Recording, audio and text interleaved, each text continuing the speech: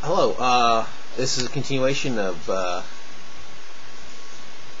Dr. Michael Savage's Trickle Up Poverty, stopping Obama's attack on our borders, economy, and security.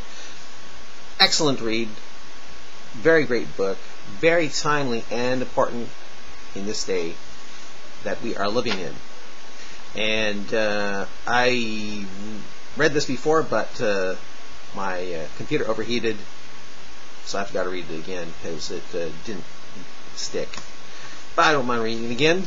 Chapter 1, A Revolution is Brewing. I'll try to read it with a New York accent because he speaks with a Bronx accent. So okay. Many years ago, while I was in graduate school in Hawaii, a near-death boating experience on the high sea taught me a life lesson that directly relates to the problem we're having with President Obama. Do you know what it's like for a kid from New York City to wind up in Hawaii? I've never been to a place as remarkable as Hawaii. It was like walking into heaven itself. When you land in heaven, you think you can do anything. Almost overnight, you have hubris. Hubris is a sense of excessive self-confidence that only children and the mad should have. But when a grown-up has hubris, it becomes very dangerous, and in my case, that was true. So I get to the islands, and it's a magical time. I never saw sunsets like this. They can break your heart, and the flowers, the plumeria blossoms, are beyond description. I used to bicycle up to the university, and I would see plumeria blossoms lying on the sidewalk. I'd stop the bicycle and pick up the plumeria blossoms for a closer look, and of course to smell them. I'd never seen anything like them. Sure, we had rose petals on the fence back in the Bronx when I was a little kid. They were soft and beautiful in their own way, but this was something unique. The perfume scent of the plumeria was unlike anything on the mainland. There I am, surrounded by such incredible beauty. The yellow hibiscus, the golden sunsets, the colorful rainforest birds in the back of the valley that I'd never known existed. And before long, I started to get tuned into my own body in a way I've never been tuned in. Here's how the Hawaiian transformation works. Even if you never lived in the tropics, you instinctively start shedding clothing. It's off with the long sleeves, the shoes, the leather. You put it all away, and now you're in flip-flops and shorts. At night, the breeze zips through your sleeves, and you start to become alive in a new way. You're drawn to the ocean, with the migratory seagulls hovering overhead, soaring overhead. You start to feel like the original man. In that magical state of mind, you decide to buy a sailboat. I bought the Turunga, a sloop-rigged sailing vessel about 22 feet long, made primarily of white oak. It had been built in Oregon and sailed out by somebody to Hawaii. I bought it for next to nothing. Although she was in perfect shape, she had no engine. I kept her in the Alawai Marina and quickly learned most people who own boats mainly use them to drink on and just hang out. Me? I was foolish enough to actually want to steal the boat, even though I knew nothing about sailing. What's more, I decided to take her out without an engine. I figured it would be easy to get out because the wind was prevailing westward out of the harbor. A few of my new friends released the lines, cast me off, and pushed me backward for my maiden voyage. There I was, sailing down the Alawai Channel and then out into the ocean myself. I zipped along with the sail wide open, heading further out to sea. I was thinking, this is unreal. I can do anything. It wasn't long before I realized I had miscalculated the situation. Simply put, I didn't know how to get back. Suddenly my mind was racing for answers. How do I turn this thing around if the wind is blowing out to sea? I had no idea. Not a clue. The sloop didn't come with didn't come with an owner's manual. I hadn't paid for lessons, so I'm thinking I had better figure out what to do, because at the rate I was going, I'd soon be in the middle of the Pacific Ocean with no way to get back at all. What's worse, I had no flares, no radio, no engine, and no provisions. I don't think I even had a life preserver. I know that sounds crazy, but remember, I was an inexperienced operator. I didn't know what I didn't know. Besides, the late 60s was an age when many people had total madness about what they could do and accomplish, whether or not it had a basis in reality. I admit, all I had was hubris. My first move, I resorted to common sense.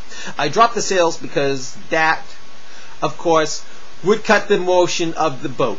With the sails secured, I tried using the tiller to turn the boat around. You know, flip-flop, until I got the boat pointed back toward land. Then I figured, if the wind is blowing against me, there must be a way to go back into a prevailing wind and still move against it.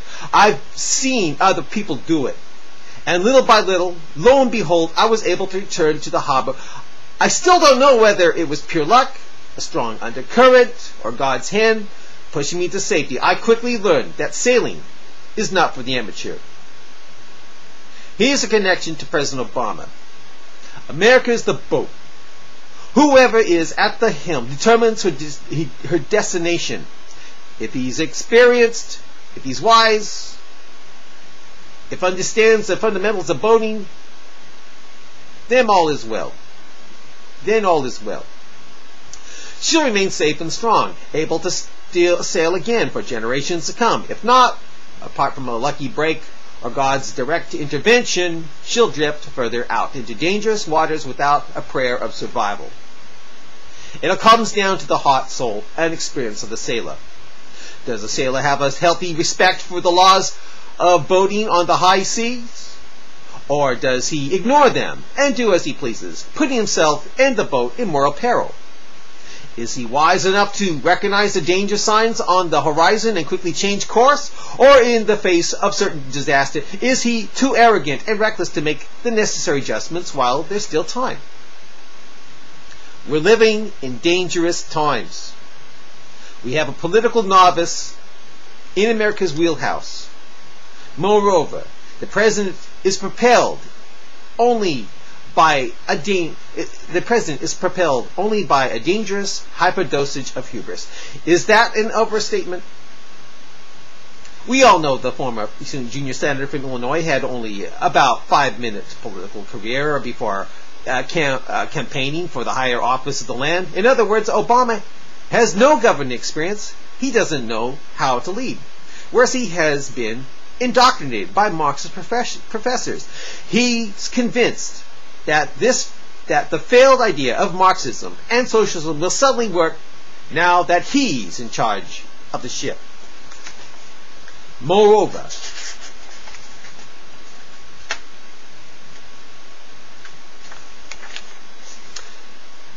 the navigational chart he's relying on to steer the country from capitalism to socialism is fatally flawed.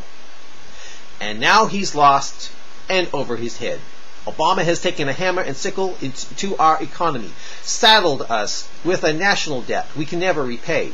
He's exercising ultra tolerance with Islamic terrorists, rendering America vulnerable. What's more, there's not a scintilla of bipartisan consensus in Congress, as Obama had promised. It is gridlocked, while the middle class is shell-shocked. Let me put it to you this way. Obama never ran a state before he became head of state. Which brings me back to the point of the story. All Barack Obama has is hubris. That said, here's what makes Barack Obama so dangerous. His hubris is based on nothing more than the failed sugar plum fairy fantasies of Leninism and Marxism dancing around in his head.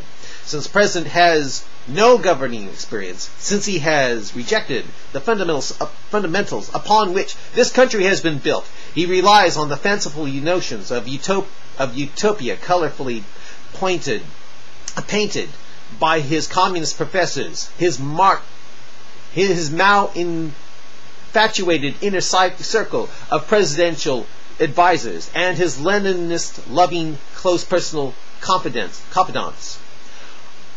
I refuse to sit idly by and allow this man to take America out for a joyride into deep waters. He may be the captain, but I can tell there's a mutiny on board the ship. Just look at how the middle class is taking matters into its own hands. Thousands are speaking up for the first time in town hall meetings. Millions of mothers and with strollers are attending local tea parties from coast to coast. Tens of millions more are listening to conservative talk radio, and the invisible pajama army is carving out spots all over the information superhighway, offering fellow travelers news and insights they can find nowhere else. Yes, there is a revolution brewing. The middle class sees the naked reality of what's going down, and they're bracing to fight the enemy within. That's why the Tea Party movement is growing so strong. That's why so many patriots have pinned the flag of American exceptionalism to the mast. No one in his right mind wants to sail headlong into the coming perfect storm, and that's exactly where America is headed, unless we reverse this president whose roots, as you'll see in the next chapter, are firmly planted in the poison soil of Marxism and Leninism. Continued.